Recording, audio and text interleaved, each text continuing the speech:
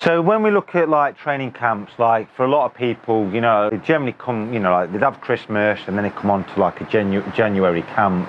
And it's always a good question, you know, like you get into the sun, do you work on like intensity or like volume?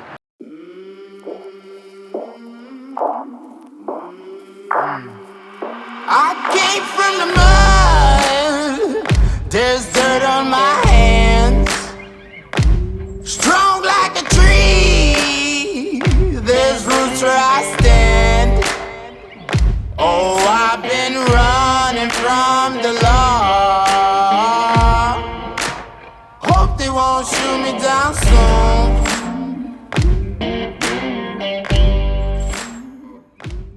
And I think for the majority of people, if you look at like the average age group, even the professionals, this time of year, realistically, unless you're doing a race in like February, intensity is, you know, like when you look at like your list of priorities, it's like right down at the bottom.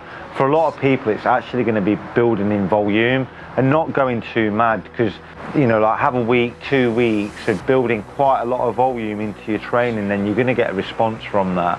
And I think it's one of the, you know, like when you look at training, there's so many ways to adapt the body to actually getting fit. But I do think that you try and, you know, this time of year, January, you try and fight like intensity and volume, high volume. You know, like we're not talking like 8 hours a week here, we're talking 15, 20 hours plus.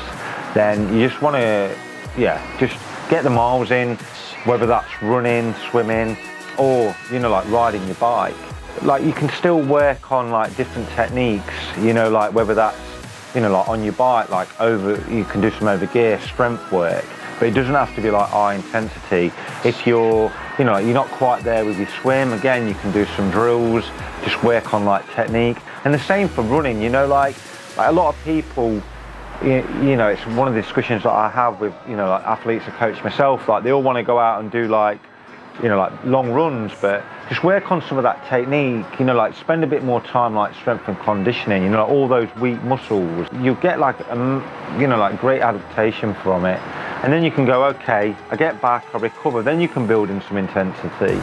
But it's always structuring your training around like, you know, like where you are like in the actual season. And I think if you've got the budget to be able to do it, you know, like ideally have a training camp in January, then you can probably do something like March, April, and then you're into the season. And then if you say, I don't know, like your goal is like Kona, then you have like the last training camp before the actual, you know, like the event itself. So like when it comes to like, well, what terrain do you use like in training?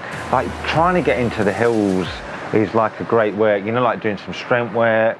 But the hardest thing about, you know, like hill training is that the fact that you probably want to go and smash it. You might go, oh, there's a KOM up here, I'm going to try and break that. But it's not, like in January, it's just not the right thing to be able to do, because the chances are if you're flying in January, that there's only one way that training's going to go. You're going to have built it up and then you're going to smash down. And that'll probably happen in like March, April time. And as you know, like for us as coaches, our busiest time is always going to be April. You know, like when athletes actually realise like how wrong they've actually got the training, and everybody starts to panic a little bit. That's how I would always structure my training.